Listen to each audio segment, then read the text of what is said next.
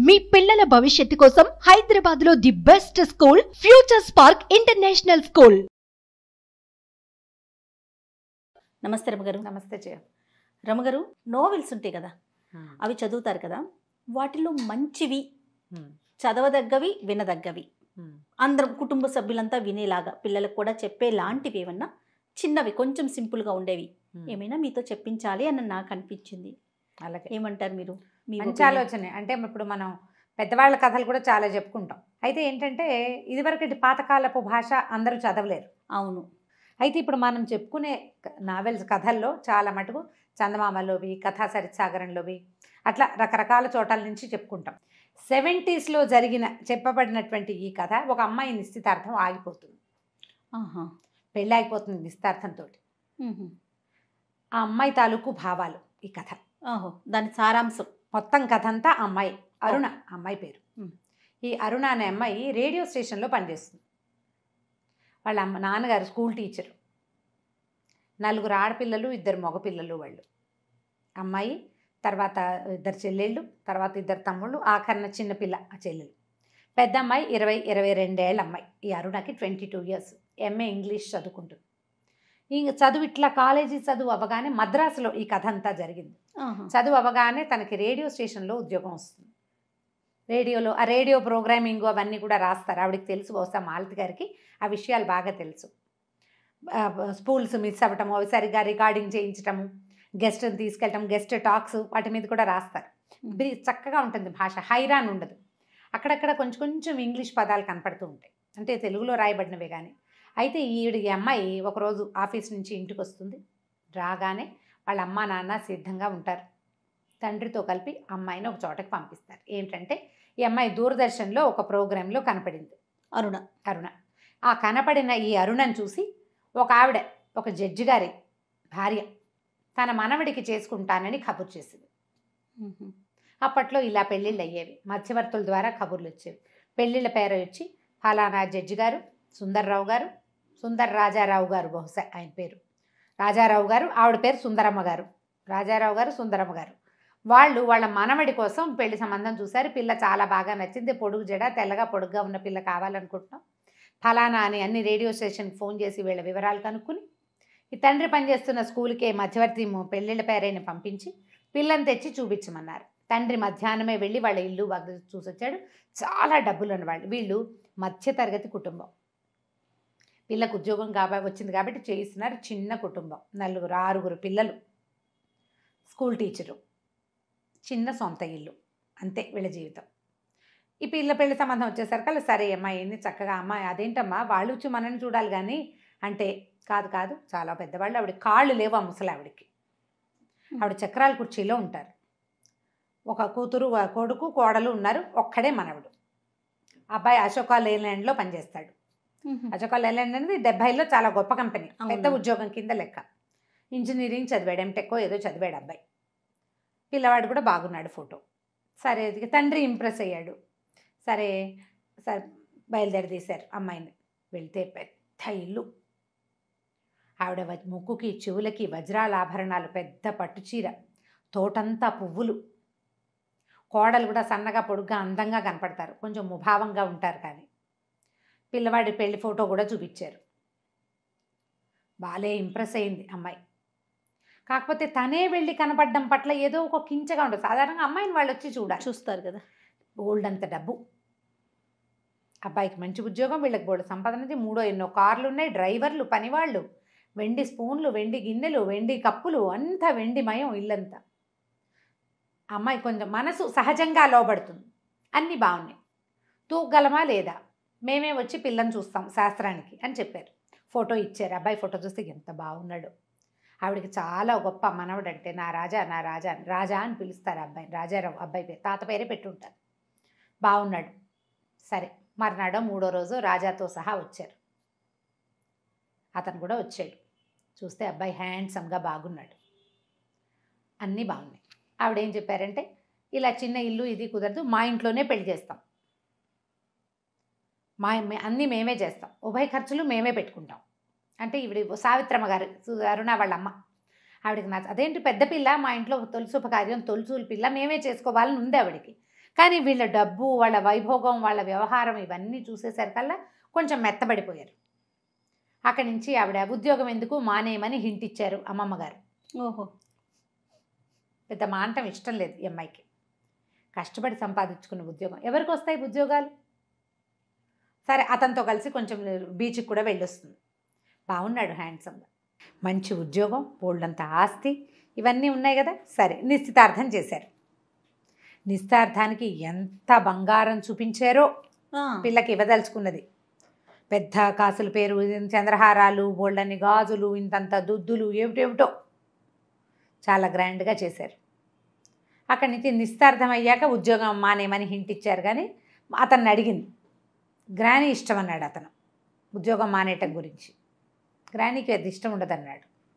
ఇంకా సరే కొద్ది రోజులు ఇంకా ఉంది పెళ్ళికి టైం. పెళ్ళికి ఒక 20 రోజులు, నెల 20 రోజులు, 20 days టైం ఉండగా ఆ రేడియో స్టేషన్లో ఆ అమ్మాయితో పనిచేసే సీనియర్ భాస్కర్ అని అతని కజిన్ది పెళ్ళి. అయితే మన వాళ్ళందరినీ తీసుకురమ్మన్నారు. బాబాయ్ కూతురు చాలా, అమ్మాయిని చూస్తే, నిన్ను చూస్తే నాకు తన్ను చూసినట్టే ఉంటుంది. పొడుగాటి జడ, మెడ పొడుగు, పక్క నుంచి చూస్తే నాజుగ్గా అందంగా కనపడుతుంది, నీకు మళ్ళీ కనిపిస్తుంది. జడ అది చూస్తే పద్మ అచ్చు నీలాగా ఉంటుంది, మా బాబాయ్ కూతురు అన్నాడు. అందరినీ అడిగారు. ఈ అమ్మాయితో పాటు రమోలా అని ఇంకో పాటలు పాడే అమ్మాయింది, ఇంకొక ఆవిడ శారదా అశోక్వర్ధన్ ఏదో పేరు చెప్తారు, శారదా నటరాజన్ అనుకుంటా. వీళ్ళు ముగ్గురు ఆడవాళ్ళు, ఓ 3-4 మగవాళ్ళని ఆ ఊరు పాటల కచేరీకి తీసుకెళ్దాం అనుకున్నాడు. ఓహో. సరే మధ్యలో ఏమైంది, ఈ రేడియో స్టేషన్లో వాళ్ళందరికీ పార్టీ ఇద్దామని పిలిచారు. వాళ్ళంతా ఈ సంపద అంతా చూసి ఆశ్చర్యపోయారు. ఎంత సూపర్ ఇల్లు, భలేదుగా తంతే బూర్లి గంపలో పడ్డట్టు పడింది అరుణ్ అనుకున్నారు. సరే మా అమ్మమ్మ గారిని బతిమలాడి పెళ్ళికి వెళ్ళడానికి ఒప్పించుకుంది. పెళ్ళికి వెళ్ళింది. పెళ్ళికి వెళ్తే ఆ పెళ్ళిలో ఏమైంది, పెళ్లి కూతురు వాళ్ళ అంతా అమ్మాయి కొంచెం అమ్మాయిలా కనపడుతుంది. అక్కడ చాలా ప్రోగ్రాములు జరిగినాయి. పల్లెటూరు పెళ్ళి. అప్పట్లో మేజువాణి అని అదొక పంద, ఇది డాన్సులు అనమాట, ఎవరివో పిలిచి అదేదో జరిగింది. తర్వాత ఏమో వాళ్ళు అక్కడ రకరకాల వ్యవహారాలని. అక్కడికి వెళ్ళేసరికల్లా అక్కడ ఒక అతను పరిచయం అయ్యాడు ఈ అమ్మాయికి, అరుణకి. జస్ట్ ఆ పెళ్లి వాళ్ళతో పాటు రాజారావు అతని పేరు. వీళ్ళకి టీచర్ గారని ఒక అబ్బాయి, వాళ్ళ అబ్బాయి అన్నమాట, టీచర్ గారు అబ్బాయి. ఆ టీచర్ గారు రాజమండ్రిలో లోకల్ గార్డియన్గా ఉంటుంది. ఈ ఊరి ఆడపిల్లలంతా వెళ్ళి రాజమండ్రిలో చదువుకుంటారు. ఆవిడ అక్కడ స్కూల్లో టీచర్. ఆవిడ ఇంట్లోనే ఈ పిల్లలంతా ఉండేవాళ్ళు. ఆ రాజారావు ఆవిడ కొడుకు.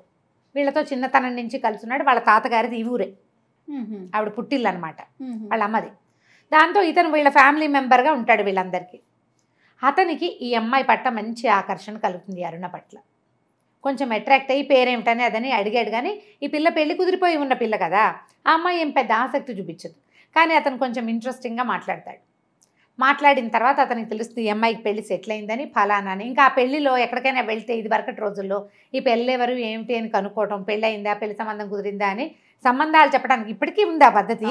ఇప్పుడు కొంచెం ఈ పెళ్ళిళ్ళు చెప్పే మార్గాలు మానేశాం కాబట్టి తగ్గింది. కానీ మా పెళ్ళిళ్ళ నాడు కూడా అలాగే ఉండేది. ఎవరి పెళ్ళికైనా వెళ్తే పిల్ల బాగుంటే, లేదా పిల్లాడు హ్యాండ్సమ్గా ఉంటే ఎవరు ఏమిటి వివరాలు కనుక్కోవటం, మా వాళ్ళ అమ్మాయిది మా వాళ్ళ అబ్బాయి ఉన్నాడని చెప్పటం. ఈ సందర్భంలో సరే ఏమైంది, మర్నాడు వీళ్ళందరూ ఇక్కడ ఏవో బోల్డ్ ప్రోగ్రాంలు ఉన్నాయి, మిమ్మల్ని ఎక్కడికో తీసుకెళ్తాను, బయటికి తీసుకెళ్తానని ఈ మొత్తం రేడియో గ్రూప్ని ఆ రాజారావే వెంట పెట్టుకుని ర్యాలీ అవి చూపిస్తాడు. ఆ సందర్భంలో ఈ అమ్మాయి ఈ ఫలానా వాళ్ళకి కాబోయే కోడలని తెలుసుకుని అతను అడుగుతాడనమాట. వాడు ఎలా ఉన్నాడు, రాజా ఎలా ఉన్నాడు, ఇప్పుడైనా గ్రానీ అనడం మానేశాడా, మీకు ఎలా తెలుసు అంటే తెలుసు అంటాడు. అతనికి బాగా ఆకర్షణీయంగా ఉంటుంది, ఈ అమ్మాయి నచ్చుతుంది. ఈ పిల్లకి అలాంటివి ఏం లేవు పాపం. సరే వీళ్ళని ట్రైన్ ఎక్కించడానికి పంపిస్తారు. ఈ మధ్యలో ఏమవుతుందంటే వసంతాలు ఆడతారు ఆ పెళ్ళిలో వసంతం ఆడడం హోలీ లాంటిది అనమాట. ఇప్పుడు మా వాళ్ళ ఇళ్లలో కూడా 1-2 చోట్ల మేము అది చూసాం.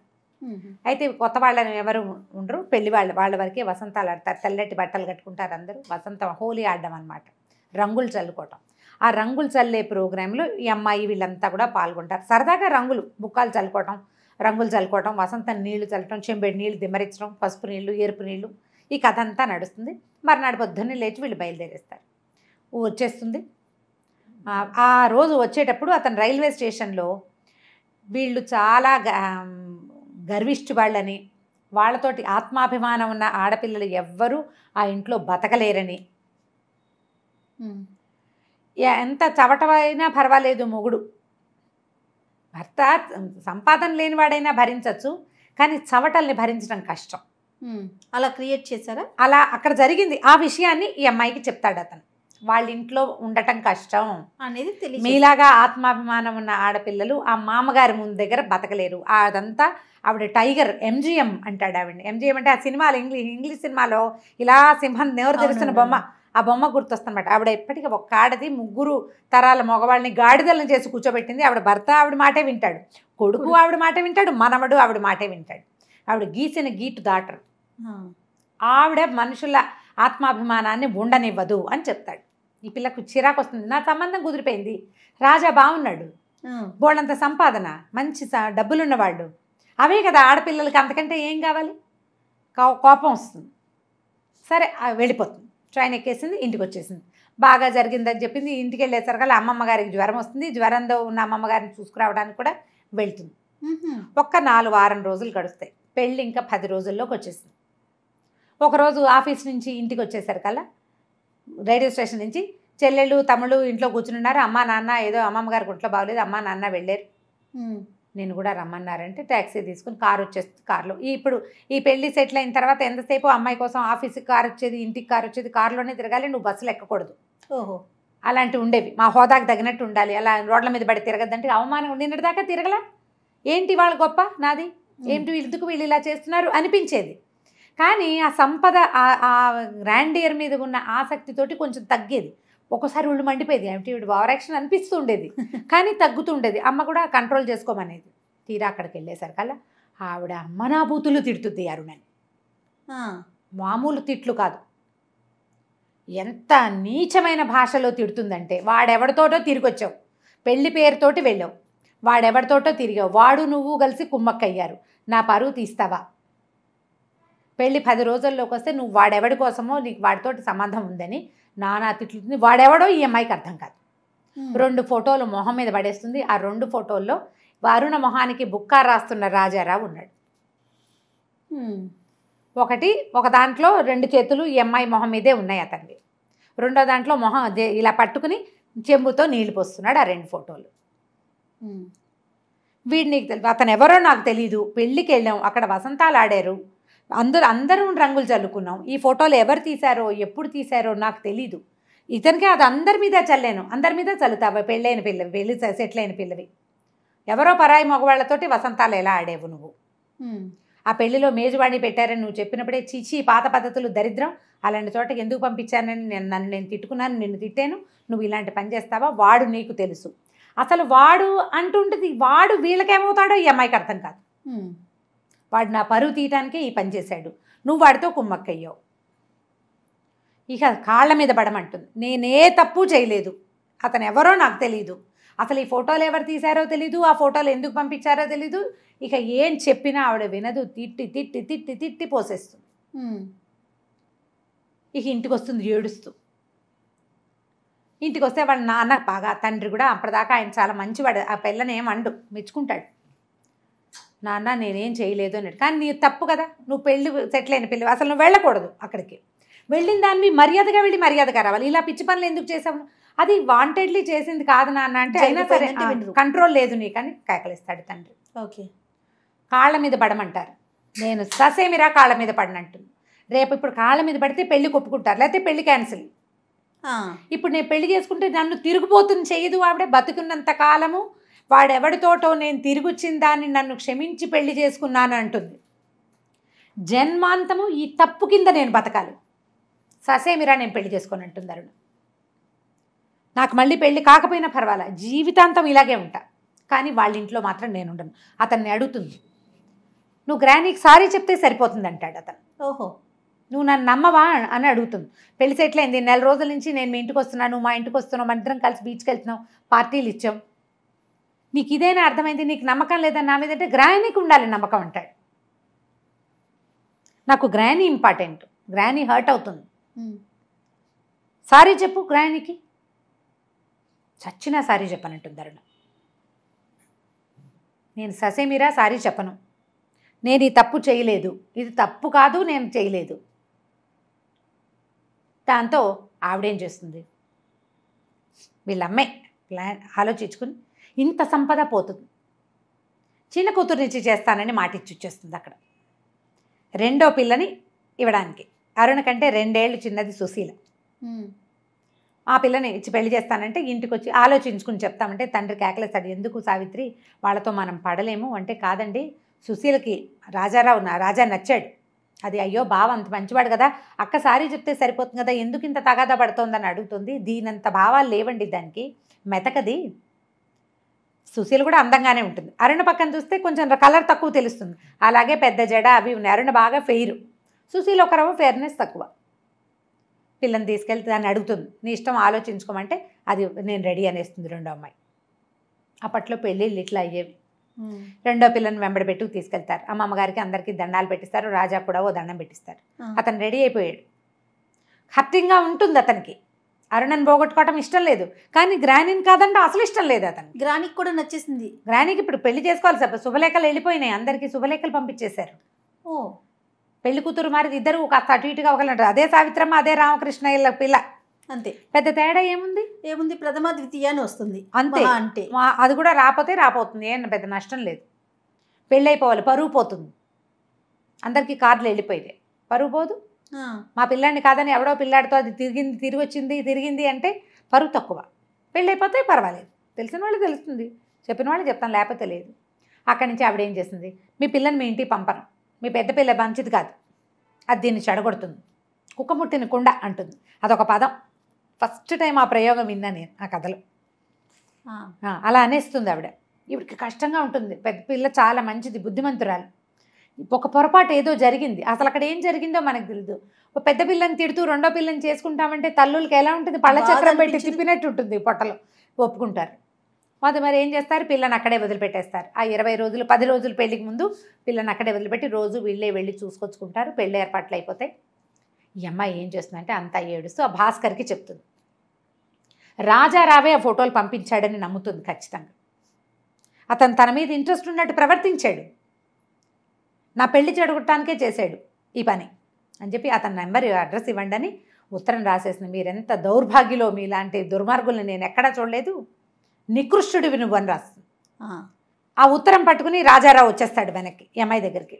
ఈ ఉత్తరానికి నీకు సమాధానం ఏమిటని మొహం మీద పడేస్తాడు ఉత్తరం. ఈ పెళ్ళని ఈ అమ్మాయి ఏం చేస్తుంటే రమోలా వాళ్ళ ఇంటికి వెళ్ళి ఉంటుంది, తన ఫ్రెండ్ ఉంది కదా తన పాటలు పాడే అమ్మాయి, వెళ్ళి అక్కడ ఉంటుంది, 3 రోజులు ఉంటుంది.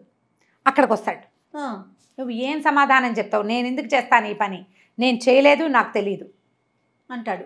అప్పుడు అరుణకి అసలు విషయం ఏం తెలుస్తుందంటే, రాజారావు ఎవరో కాదు, ఏ సుందరమ్మ గారి మనవండి తను కాదందో ఆ సుందరమ్మ గారికే మొదటి కోడలికి పుట్టిన కొడుకు, మనవడు ఆవిడికి. ఓహో, చెల్లెలు పెళ్ళి అయిపోయింది పెళ్ళి. ఇతను రాజారావు ఆ పెళ్ళికి కూడా వెళ్తాడు. పెళ్లి విశేషాలన్నీ వచ్చి చెప్తాడు తర్వాత. గ్రానీ అరుణని పెళ్లి చేసుకుని చూపిస్తాను నీకని గ్రానీకి చెప్పాడు. కానీ ఆవిడికి ఒళ్ళు మండిపోయింది. వీడేమో తన మాట విననివాడు, ఆ అమ్మాయి తనని ధిక్కరించింది, సారీ చెప్పండి ససేమిరా చెప్పననేసింది. అలాంటి పొగరబోతూ మళ్ళీ తనింటికే రావటం ఆవిడకి ఇష్టం. తనింటికి రాకపోయినా తన మనవడి పెళ్ళని తనింటి పేరు మీదే ఉంటుంది. ఆ అమ్మాయికి అంత మంచి సంబంధం రావటం ఆవిడకి ఇష్టం లేదు. దిక్కుమాలిపోవాలి ఆ పిల్ల, నన్ను కాదన్న వాళ్ళు ఇక పైకి రాకూడదు, ఆవిడ మనస్తత్వం అది. అక్కడి నుంచి ఏమైంది, రోజులు గడిచినాయి. కొంతకాలానికి ఈవిడికి ముసలావిడికి ముందు నుంచి ఏంటంటే ఈ పిల్లని పెళ్లి చేసుకుని గంపెడు పిల్లల్ని కనిపించాలని ఆవిడ కోరిక. మా మనవడు ఒకడే ఉన్నాడు, మనవడికి బోళ్ళంత మంది పిల్లలు కావాలని. ఈ సుశీల కాస్త కడుపుతూ ఉంటుంది. అరుణ ఒంటరిగానే ఉంటుంది, పెళ్లి సంబంధాలు చూడలేకపోతాడు తండ్రి. కానీ రాజారావు మాత్రం కంటిన్యూస్గా ప్రపోజ్ చేస్తాడు, ఆమెతో హలో అంటుంటాడు. అతని మాట తీరు అవన్నీ అమ్మాయికి నచ్చుతాయి. ఆనాడేమి ఇంట్రెస్ట్ లేదు, జస్ట్ క్యాజువల్గా మాట్లాడింది. క్రమంగా మనసు కొద్దిగా అతని వైపుకి తిరగటం మొదలు పెడుతుంది. కానీ లోపల ఆ ఉత్తరం అతనే రాశాడు, ఆ ఫోటోలు అతనే పంపాడన్న అనుమానం మాత్రం అమ్మాయికి పూర్తిగా పోదు, 1% ఉంటుంది. కానీ అతని మాట తీరు అతని వ్యవహారము చూసి అతను ఆ పని చేసేసి ఉంటాడని అనిపించట్లా. వాళ్ళ కోపంలో ఆయన రాసింది. కానీ అయితే ఏమైంది, అలాగే మెల్లిగా ఉద్యోగం చేస్తూ ఉండేది. ప్రతి వాళ్ళు ఇంత మంచి సంబంధం వదిలిపెట్టుకున్నందుకు చాలా కొంచెం తక్కువ చేసే మాట్లాడేవారు. ఓకే, పెళ్లి చెడగొట్టుకున్న పిల్లని ఎవరు గౌరవిస్తారు? రోజులు గడుస్తున్నాయి. ఈ లోపల అమ్మాయి కడుపుతూ ఉంది కదా. అయితే ఇతను రాజారావు మళ్ళీ ప్రపోజ్ చేశాడు. ఈ మన సందట్లో ఏమవుతుందంటే, ఒకసారి ఆ సుశీల వాళ్ళ అత్తగారు, అంటే తప్పిపోయిన అత్తగారు ఈ అమ్మాయికి ఒక సినిమా హాల్ దగ్గర కనపడుతుంది. ఆవిడ చెప్తుందనమాట, వాళ్ళ పెళ్ళి తప్పిపోయిన రోజున అత్తగారి మొహంలో నవ్వు కనపడుతుంది ఈ పిల్లకి, అరుణకి. తన కొడుకు పెళ్లి తప్పిపోతే ఆవిడ సంతోషంగా ఉన్నది ఎందుకో అర్థం కాదు. ఆవిడేం చెప్తుంటే, మా అత్తగారిని కాదనే ప్రాణి ఒకటి ప్రపంచంలో ఉందని తెలుసుకుని సంతోషంగా ఉంది నాకు. ఆవిడది సరైన పెంపకం కాదు, సరైన ధోరణి కాదు, పెద్ద కోడల్ని రాచి రంపాన పెట్టారు. వాళ్ళ నాన్న చచ్చిపోయే పరిస్థితిలో ఉంటే అక్కడికి పంపలేదు. మా వాళ్ళు రెండో పెళ్లి చేసుకున్నారు, ఆవిడని వదిలిపెట్టేశారు. రెండో పెళ్లి ఇప్పుడు నన్నేమో మా వాళ్ళు బోళంతమంది పిల్లలు, నేనేమో పెద్ద పిల్లని, నేను అందంగా ఉన్నాను కాబట్టి నన్ను చేసుకున్నారు. మా వాళ్ళకి నా డబ్బు అవసరం, అందుకని పెళ్లి చేసుకుంటే ఆవిడ నన్ను ఏమీ ఫ్రీగా ఉండనివ్వలేదు. ఎప్పుడు మా వాళ్ళని నన్ను చిన్నబుచ్చి నానాహింస పెట్టేది. ఈ రాజాని పిల్లాడిని విపరీతంగా ముద్దు చేసి నా దగ్గరికి రానిచ్చేది కాదు. పిల్లవాడు పుట్టంగానే వెట్ నర్స్ని పెట్టారు, పాలిచ్చే దాదిని పెట్టారు. నాకు చిన్నతనం సినిమా కొత్తగా ఏర్పడి వచ్చిన డబ్బుతోటి నేను హాయిగా తిరగటము, సినిమాలకు వెళ్ళటం, భర్తతో కులసగా తిరగటం తప్ప నా బిడ్డ నాకు సెపరేట్ అయిపోతున్నాడని నేను ఆనాడు తెలుసుకోలేదు. వాడికి 4 ఏళ్ళు వచ్చాక నాకు ఇంకో పిల్ల పుట్టింది, 3 ఏళ్ళు నిండాక. చంటి పిల్లతోటి నాకు తెలిసింది నా పిల్ల అనుబంధం. ఆవిడకి ఆడపిల్లలు లెక్కలేదు, మగ పిల్లాడే లెక్క. 6 ఏళ్ల పిల్లాడికి కర్రగేటు మేడ మీద అవసరం లేదు, చంటి పిల్లకి కావాలి. పిల్లని తీసుకుని నేను బయటికి వెళ్ళాను, వాడు బంతి విసిరేస్తూ ఆ బంతి కోసం అని కిందకు వచ్చాడు. వాడి వెనకాల పడిపోయింది వాళ్ళ నాయనమ్మ. ఆవిడ కాళ్ళు విరిగిపోయినాయి, మంచం నుంచి కదలలేకుండా అయిపోయింది. నా వల్లే ఆవిడ కాళ్ళు విరిగినాయని, నీ కాళ్ళు విరిగినాయి మీ అమ్మకి ఇష్టమేనని నా కొడుకు నా నుంచి చెడగొట్టేసింది ఆవిడే. సవితి కొడుకైనా రాజారావు అంటేనే నాకు ఇష్టం. వాడు నిజాలు సరైనవి ఆలోచించి మాట్లాడేవాడు. నా కొడుకు తెలివి తక్కువవాడు, వాడికి తెలియదు ప్రపంచం. ఆవిడ తెలుసుకోనివ్వలేదు. మీ అమ్మకి నీకంటే చెల్లెలంటేనే ప్రాణం అని నేర్పించింది. 4 ఏళ్ళు వచ్చేసరికి పిల్ల డిఫ్తీరియా వచ్చిపోయింది కూతురు. అయ్యో, ఆ దుఃఖంతో పిచ్చెక్కిపోయాను నేను. అయితే మా అత్తగారికి శాస్తి చేయాలనిపించింది నాకు. అందుకని కొద్ది రోజులు బెంగళూరు అవి తిరగడానికి వెళ్ళినప్పుడు మా వారికి ఆపరేషన్ చేయించేశాను. నాకు ఇంకా పిల్లలు పుట్టరని తెలిస్తే ఆవిడ మా ఆయనకి 3వ పెళ్లి చేస్తుంది. 2వ పెళ్లి చేయలా, అలాగే 3వ పెళ్లి చేస్తుంది. ఇంకా ఆయనకే పిల్లలు పుట్టనివ్వకుండా చేస్తే మాయరోగం వదులుతుందని మా వారికి ఆపరేషన్ చేయించేశానని చెప్తుంది. ఇలాగే చేశాను, మరి ఇంకా నాకు వేరే దారి లేదు. నా పిల్లాడు నా నుంచి సెపరేట్ అయిపోయాడు. జాగ్రత్తగా పెంచుకున్న పిల్లేమో చచ్చిపోయింది పాపం చింటి పిల్ల. దాంతో ఆ ఒంటరితనం, నేనేం చేస్తా, సినిమాలకు తిరుగుతూ ఉంటాను. ఇంట్లో ఉన్నా నా పిల్లాడు నాతో ఉండాడు స్నేహంగా. అమ్మ నాన్న కంటే వాడికి గ్రానీయే ఇంపార్టెంట్. ఇప్పుడు నీ చెల్లెలు కూడా ఆవిడ ఏవేవో నూరిపోస్తుంది. ఏంటంటే రాజాకి అమ్మాయి మీ అక్కంటే ఆకర్షణ ఉంది, మీ అక్క తిరిగిపోతూ రాజారావుని వల్ల వేసుకుంది, వీడు కూడా వల్ల వేసుకుంటుందని నేర్పిస్తోంది మీ చెల్లెలకి. చూసుకో జాగ్రత్తగా. చెల్లెలకి రకరకాల అనుమానాలు, ఎందుకంటే అక్క తనకంటే తెల్లగా ఉంటుందని ఫీలింగ్ ఉంటుంది దానికి. సుశీల్ క్యారెక్టర్ మాట్లాడినట్టే కనపడదు కథలో, జస్ట్ ఫీలింగ్స్ కనపడతాయి అంతే, కొన్ని వాక్యాలే కనిపిస్తాయి, అందుకంటే ఏం కనిపించదు కథలో. తర్వాత సరే, ఇంతలో ఏమైంది, అమ్మాయి ప్రెగ్నెన్సీ. మరి రాజారావు మళ్ళీ వచ్చి పెళ్లి ప్రపోజ్ చేశాడు. పెళ్లికి ఒప్పుకుంది అరుణ. ఒప్పుకున్న తర్వాత అతను ఏమంటాడు, నువ్వు ఉద్యోగం మానక్కర్లేదు, నువ్వు మద్రాసులోనే ఉండు, నేనే వస్తూ వెళ్తూ ఉంటా. మానేస్తాను, నువ్వు మానేక్కర్ల, నువ్వు సరిగ్గా వినలా, నువ్వు ఉద్యోగం మానద్దు. మన ఇద్దరి మధ్య ఆ ఫోటోలు ఉండిపోయినాయి. ఆ ఫోటోలు ఎవరు పంపించారో తేలే వరకు నీకు నాకు కాపురం లేదు, నేను నిన్ను తీసుకెళ్ళను. పెళ్లి మాత్రం చేసుకుంటాను, పెళ్లి చేసేసుకుందాం, నీకు కూడా అవమానం లేకుండా ఉంటుంది, పెళ్ళి అయిపోయిందన్న పేరు ఉంటుంది. నా వల్ల నీ పెళ్లి చెడిపోయిందన్న కించె నాకు ఉండదు. అది తేలేదాకా ఎప్పుడైనా కాస్త కోపం వచ్చింది అనుకో, నేను నికృష్టుని, నేను దౌర్భాగ్యం, నేను గుర్తొస్తుంది నీకు, నన్ను అంటావు నువ్వు, నేను ఆ మాట పడ్డానికి సిద్ధంగా లేను. అది తేలేదాకా మన మధ్య సంసారము, కాపురము, జీవితము లేదు. మన ఇద్దరం వైఫ్ అండ్ హస్బెండ్గా ఉంటాం, ఫ్రెండ్స్గా ఉందాం. అతనికి ఆ అమ్మాయి విపరీతంగా నచ్చింది. ఆ అమ్మాయి కూడా అతని వైపు అట్రాక్ట్ అవుతుంది, అరుణ కూడా. కానీ ఈ గ్యాప్ని అమ్మాయి దాన్ని ఎట్లా సరి చేసుకోవాలో అమ్మాయికి అర్థం కాదు. ఎంత ద్వివిధలో పడుతుందో పాపం, ఏం చెయ్యాలో తెలియదు. సరే, తండ్రికి వచ్చి మాట్లాడాడు, తండ్రి ఒప్పుకున్నాడు, పెళ్లి సెటిల్ అయిపోయింది. చక్కగా అన్ని చీరలు కొనిపెట్టాడు. వాళ్ళ అమ్మగారు బోల్డ్ బంగారం పంపిస్తే బంగారం అంతా తీసుకొచ్చి చూపించాడు. పెద్ద గొలుసు, పెద్ద పెద్ద దుద్దులు, 8 జతలు 8 జతల గాజులు, బోల్డ్ బంగారం. సరే, ఇంట్లోనే పెద్దమ్మాయి పెళ్ళి ఇంట్లో చేయాలని సరదా పడింది వాళ్ళమ్మ. ఇలా సింపుల్గా, మా అమ్మ రాదండి, మా అమ్మ ఎక్కడికి రాదు, ఆవిడ ఊరు వదిలిపెట్టారు అన్ని కదా, హైదరాబాద్ మద్రాసు అసలు రాదు మా అమ్మ, నేమే పెళ్ళయ్యాక వెళ్తామన్నాడు. మరి నాయనమ్మ ఉందిగా, నాయనమ్మ ఉంది, నాన్నున్నాడు, తమ్ముడున్నాడు, పిన్నుంది, తాత ఉన్నారు. వాళ్ళ ఇంటి మొదటి పిల్లవాడు వీడు, ఈ అబ్బాయి, ఈ రాజారావు. వాళ్ళంతా వచ్చారు పెళ్ళి. తాతగారు ఉన్నారా? తాత మా అమ్మ ఇద్దరు ఉన్నారు. ఆయన కూడా ఆవిడ చెప్పిన మాట, ఆవిడన్న మాటే, వద్దు సుందరం ఇది తప్పని భార్యకి చెప్పలే ఆయన. ఆవిడే ఆ ఆస్తి ఆవిడది, ఆవిడ పుట్టింటిది. ఆవిడ తండ్రి ఆయనకి ఇంగ్లీషు హిందీ దొరసానని పెట్టి ఇంగ్లీష్ చెప్పించాడు. ఇంగ్లీష్ మాట్లాడుతుంది ముసలావిడ. జడ్జి గారు ఒక అబ్బాయిని ఇచ్చి పెళ్లి చేసి ఆ పిల్లాన్ని లాయర్ చదివించి జడ్జి చేయించారు. ఆయన పుట్టిన కొడుకు ఆనందరావు గారు. ఆయన కొడుకులు ఈ రాజా అండ్ రాజారావు. ఆనందం గారు ఆయన పేరు. అక్కడి నుంచి తాత వాళ్ళు వచ్చారు, పెళ్ళికి వెళ్ళిపోయారు, అయిపోయింది. ఈ అమ్మాయి కాపురానికి వెళ్ళదు అనే విషయం వీళ్ళ అమ్మా నాన్నకి అర్థమైంది. కావాలని చేసుకున్నావు కదా, మొగుడుతో ఎందుకు వెళ్ళవు అంటారు వాళ్ళు. ఈ ఉద్యోగం పిచ్చేమిటంటారు. ఇక్కడేం ఆకర్షణలు ఉన్నాయో అంటుంది ముసలావిడ. తన మనవడికి వలేస్తోంది ఇంకా అని మనవరాలకి హింటిస్తుంది. ఈ మద్రాసులో ఏవో ఆకర్షణలు ఉన్నాయి, అందుకే వెళ్ళాలి ఆ కాపురానికి, అదే కదా చెప్పుకుంటారు. ఎంత లైవ్లీగా ఉంటుందంటే ఆ సంభాషణ, ఆ కథ నడిపే తీరు. నిజంగా జీవితాలు మన పక్కనే జరుగుతుంది, మన ఇంట్లోనే ఈ కథ జరుగుతున్నట్టుగా అనిపిస్తుంది. అంత లైవ్లీగా ఉంటుంది. ఎక్కడ కృతకము డ్రామాటిక్గా ఏది ఉండదు, అంత బాగా నడిపిస్తారు. అక్కడి నుంచి సరే ముందు రాజమండ్రి తీసుకెళ్తాడు వాళ్ళ అమ్మ దగ్గరికి. ఆవిడ దగ్గర ఒక 2-3 రోజులు ఉంటారు. ఒక ఆవిడ కొత్త దంపతులు కదా అని ఒక గది కేటాయిస్తే అందులో ఉన్న మడత మంచం వేసుకుని పడుకుంటుంది. అమ్మాయి క్లోజ్గా అయ్యే అవకాశాన్ని అతను ఇవ్వడు అసలు.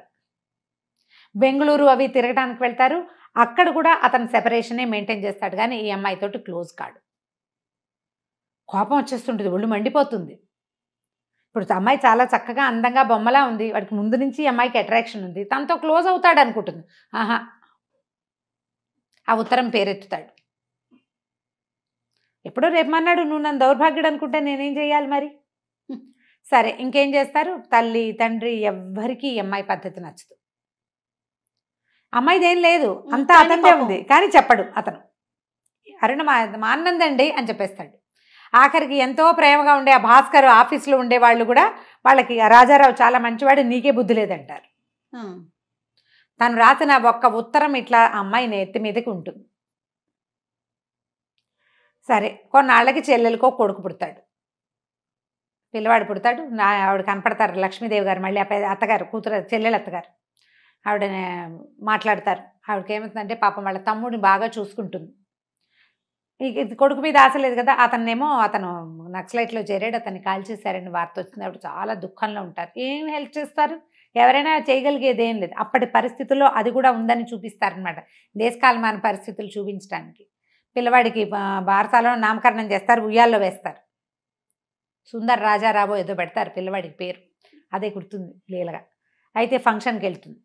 సుశీల కూడా వెళ్తుందండి. సుశీల అరుణే వెళ్తుంది, సుశీల ఫంక్షన్ అరుణ వెళ్తుంది. మరి ఆ ఇంటికి పెద్ద కోడలు కదా ఇప్పుడు. అదేలేండి, అమ్మాయికి అక్కయ్యే కాదు, ఆ ఇంటికి పెద్ద మనవడి భార్య, వెళ్లాల్సిందే. వెళ్తుంది, ఏదో పిల్లాడికి పాట పాడుతుంది. నేను వెళ్ళలేదండి అని చెప్పగానే చెల్లెలు ఆగి వింటూ ఉంటుంది ఆ మాట. దాని మనసులో ఏం ఉద్దేశాలు కలుగుతాయో ఈవిడికి అర్థం కాదు. ఇలా కొన్ని రోజులు గడిచాక ఒక విరక్తి పుట్టేస్తుంది అరుణకి.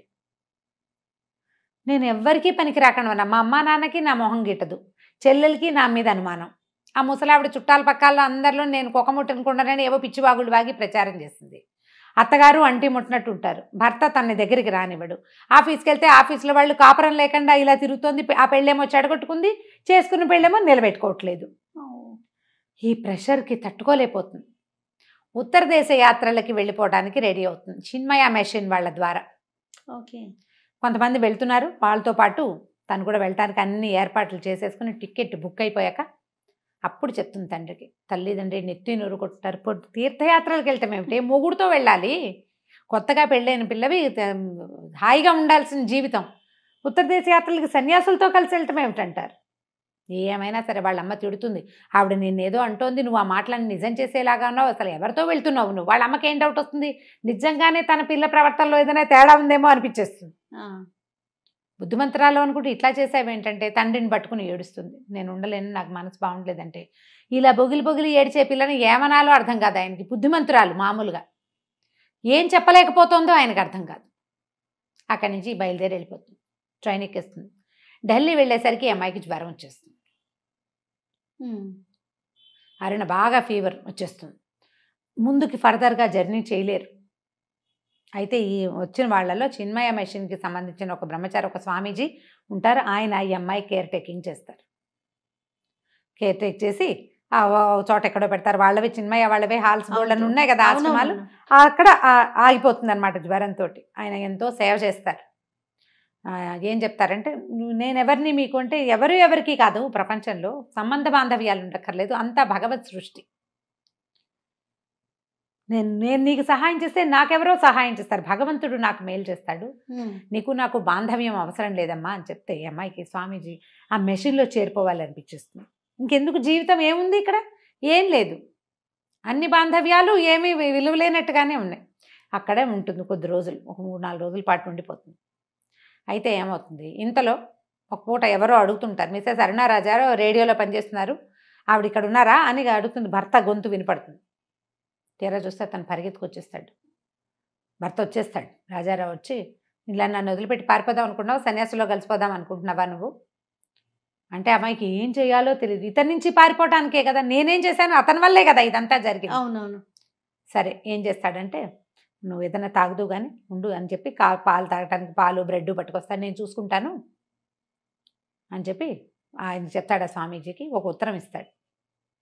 ఈ ఉత్తరం చదువు, నేను ఇప్పుడే మనకి ఫ్లైట్కి టికెట్ అరేంజ్ చేసి వస్తాను, నీ టికెట్ మీద వేరే వాళ్ళని ఎవరైనా తీసుకెళ్లేందుకు అరేంజ్ చేసేస్తానని చెప్పి వెళ్తాడు. ఈ ఉత్తరం తీస్తుంది అమ్మాయి. ఆ ఉత్తరంలో ఒక రాయబడిన చేతి రాత విషయం చదువుతుంది అనమాట. వాళ్ళ అత్తగారు రాసింది అది. రాజారావు వాళ్ళ అమ్మగారు రాసిన ఉత్తరం. ఆవిడ ఏం రాస్తారంటే, ఆ ఉత్తరం చదువుతుంటే ఉంటుంది, ఒక వ్యధ, ఒక వ్యక్తి అపరిమితమైన దుఃఖానికి లోనైన వాళ్ళు, వాళ్ళకి పగ తీర్చుకోవాలనిపించేస్తుంది ఏదో ఒక బలహీనమైన క్షణంలో. ఒక బలహీనమైన క్షణంలో నేను ఈ పని చేశాను, ఆ ఫోటోలు పంపింది నేను అని రాస్తారు. కోపం, ఉద్రేకం. నిన్ను ట్రైన్ ఎక్కించిన రోజు రాత్రి, అంటే ఆ పద్మ పెళ్లి నుంచి అరుణని ట్రైన్ ఎక్కించిన రోజు రాత్రి వాడు ఇంటికి వచ్చి చాలా ఫీల్ అయ్యాడు. నా కొడుకుని సూదంటు రాయిలాగా ఆకర్షించింది ఒక పిల్ల. ఆ పిల్లని మా అత్తగారు లాగేసుకుంది ముందే. నా కొడుక్కి జీవితం లేకుండా చేసింది, నాకు జీవితం లేదు. నేను భర్త పెళ్ళైనప్పుడు వీళ్ళకి బాగా డబ్బులు ఉన్నాయని, చాలా గొప్పవాళ్ళని, మా నాన్న ఒక్కతే పిల్లనని ఆస్తంతా అమ్మి బంగారం పెట్టి పెళ్లి చేశాడు. మా నాన్నకి తీవ్రమైన అనారోగ్యం. పిల్లవాడు పుట్టిన తర్వాత నన్ను పురిటికి కూడా పుట్టింటికి పంపల. వాడికి సంటి పిల్లాడప్పుడు మా నాన్న చచ్చిపోయేటట్టుగా ఉంటే పిల్లాడిని అట్టెపెట్టుకుని ఆవిడ తల్లిని పంపించేది. పాలు తాగే పిల్లాడు ఆవిడ దగ్గర ఉండిపోయాడు. పాలిచ్చే తల్లి పిల్లాడికి పాలు లేకపోతే ఎట్లా అనుకోలే. తర్వాత మా నాన్న పోయారు, నన్ను ఇంటికి రానివ్వల. పిల్లాడు చచ్చిపోయేందుకు సిద్ధంగా ఉన్న పసిబిడ్డను మాత్రం నాకు పంపించారు. అప్పుడు వచ్చి మా వారు నా దగ్గర 6 నెలలు ఉన్నారు. నా జీవితంలో, నా వైవాహిక జీవితంలో నేను సంతోషంగా ఉన్నది ఆ 6 నెలలే. 6 నెలల తర్వాత ఆవిడ చావు డ్రామా ఆడి నా భర్తను వెనక్కి పిలిపించేసుకున్నారు. ఇక విడాకులకి చాలా గోల్ చేశారు. పిల్లాడిని నా నుంచి లాక్కోవడానికి ఎంతో ప్రయత్నం చేశారు. ఏమైనా సరే పిల్లవాడిని మాత్రం నేను ఇవ్వనన్నాను. చివరికి నాకు విడాకులు ఇచ్చారు. నా పిల్లాడు నా దగ్గరే ఉండిపోయాడు. ఆయనకి మళ్ళీ పెళ్లి చేశారు. ఇంకో కొడుకు పుట్టాడు. కూతురు కూడా పుట్టింది. పిల్లాడు కాస్త కూతురు కాస్త చనిపోయింది. పిల్లవాడు కాస్త 7th క్లాస్ 8th క్లాస్కి వచ్చాక వాడిని లాగడానికి విశ్వ ప్రయత్నం చేశారు. వాడికి డబ్బు ఎర్ర చూపించడానికి మా వారి ద్వారా పిల్లాడిని అక్కడికి తీసుకెళ్లారు. వాడు కళ్ళల్లో ప్రాణాలు పెట్టుకుని 8th క్లాస్ తప్పి 1 సంవత్సరం వృధా చేసుకుని మళ్ళీ నా దగ్గరకు వచ్చాడు. తర్వాత నా దగ్గరుండి చదువుకున్నాడు. నా జీవితం అంతా వృధా అయిపోయింది మా అత్తగారి వల్ల. వాడు నువ్వు నచ్చావు వాడికి, కానీ అప్పటికే రాజాకి నువ్వు ఓకే అయిపోయావు. నేనేమీ చేయలేకపోయాను. ఆ తర్వాత కొద్ది రోజులకి పద్మ పెళ్లి ఫోటోలు మా దగ్గరికి వచ్చినాయి. ఆ పెళ్లి ఫోటోల్లో ఆ కనపడిన 2 ఫోటోలు, ఇంత బాగున్న జంటని విడదీయటానికి ఎవ్వరికీ హక్కు లేదనిపించింది నాకు. కోల్పోయిన నా జీవితం అంతా నా కంటి ముందు కనపడింది. నా కొడుకు కూడా జీవితాన్ని కోల్పోవాలా అనిపించింది. ఆ 2 ఫోటోలు నేనే పంపించాను మా అత్తగారికి. మీరు ఎందుకు ఆలోచించలేదు? ఈ ఫోటోలు పంపడానికి వాళ్ళ అడ్రస్ తెలిసిన మనిషి ఇంకొకళ్ళు ఉండే అవకాశం ఉందని నువ్వు ఆలోచించలా, నా కొడుకు ఆలోచించలా. కానీ ఆ ఫోటోలు పంపించిన మరుక్షణం నుంచి నేను ఎంత తప్పు చేశానో, ఒక ఆడపిల్ల జీవితాన్ని ఎంత దుర్భరం చేసేసానో అని నన్ను నేను క్షమించుకోలేకపోయాను. చాలా నరకం అనుభవిస్తున్నాను. నువ్వు పెళ్లి చేసుకుని మా ఇంటికి వచ్చిన తర్వాత నువ్వు వాడితోటి సరిగ్గా లేవు అనే సంగతి నా మొదటి రోజు రాత్రే నాకు తెలిసింది. నీకు వాడికి సంబంధ బాంధవ్యాలు లేవు, మీరు ఎదురు భార్యాభర్తలుగా జీవితం గడపట్లేదనే సంగతి నాకు అర్థమైంది. మొన్న వచ్చినప్పుడు రాజా ఈ విషయం, ఆవిడకి అనారోగ్యం వచ్చింది, చాలా జ్వరం వస్తే కొడుకు వెళ్ళి ఉన్నాడు. ఆవిడ చిక్కిపోయింది. ఆ మాటల మధ్యలో అరుణ ఎందుకు రాదు అని ఆవిడ ప్రశ్నించేసరికల్లా అతను ఈ విషయం చెప్పాడు తల్లికి. ఆ తర్వాత ఆవిడ, నేను ఒక ఉత్తరం రాసిస్తాను, నన్ను చూడడానికి వచ్చాడు రాజా, నా కొడుకే నా దగ్గరకు వచ్చాడు, వాడికి నేను ఉత్తరం రాసిస్తానని చెప్పాను. అని చెప్పి నువ్వు చదువు అని చెప్పాను. వాడు ఉత్తరం చదివే ఉంటాడు, చదువుతాడు ఖచ్చితంగా. నువ్వు కూడా ఉత్తరం చదువు, మీ మధ్య అపార్థాలు తొలగించుకోండి అని రాస్తారు. నన్ను క్షమించు. ఆ ఉత్తరం చదివేసరికి నిర్ఘాంతపోతుంది. చాలా ఆశ్చర్యకరమైన విషయం. మరి భర్త వస్తాడు మళ్ళీ అతను వస్తాడు రాజారావు దగ్గరికి వచ్చేసరికి ఈ ఉత్తరం చదివారా అంటాను. చదివాను అంటాడు. చదివాను. నేను కాకినాడలో ఉన్నప్పుడు నీ నుంచి నా మైండ్ డైవర్ట్ చేసుకోవడానికి అందరి పేర్లు రాసి కొట్టేస్తే మా అమ్మ పేరు మీద నాకు డౌట్ ఉండింది, నేను అడగలేకపోయాను. చివరికి అదే నిజమని తేలింది. మనిద్దరం ఇలా కలవడానికి ఇట్లా ఒక ఇది జరిగింది. అక్కడి నుంచి ఏం చేస్తాడంటే పద ఇంక వెళ్ళిపోదాం, ఇక వాళ్ళకి నచ్చ చెప్పాను, ఇంకెప్పుడు చిన్మయ్య వాళ్ళు నీలాగా అందంగా ఉన్న కొత్త పెళ్లి కూతుళ్ళని ఎవరిని తీసుకోరు, నీతో ఇలాంటి ప్రమాదం వస్తుందని నీ టికెట్ మీద వేరే వాళ్ళని ఎవరినైనా పేదవాళ్ళని ఉచితంగా తీసుకెళ్ళమని చెప్పాను. అతను హుందాగా ప్రవర్తిస్తాడు, మనిషి సహజంగా మంచివాడు. అక్కడి నుంచి భార్యని ఇంటికి తీసుకెళ్ళిపోతాడు. వాళ్ళిద్దరూ మళ్ళీ హాయిగా కలిసి ఉంటారు ఎప్పటికీ. లాస్ట్ సీన్ రాస్తారు మాలతి చంద్రు. రొమాంటిక్ సీన్స్ రాయడంలో మాలతి గారిని మించిన వాళ్ళు లేరు.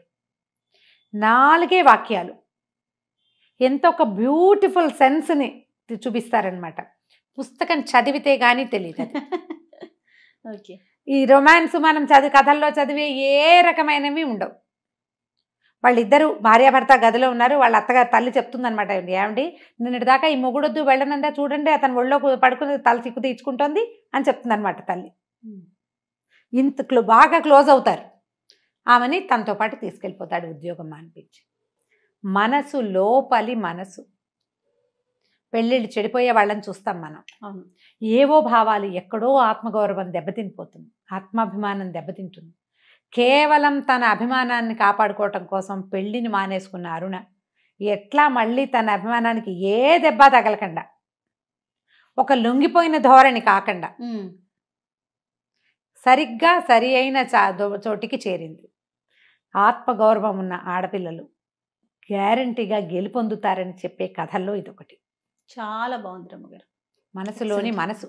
పుస్తకం మామూలుగా తెలుగు చదవగలిగే వాళ్ళు హాయిగా చదువుకోవచ్చు. ఆ మాత్రం లా ఉంటుంది.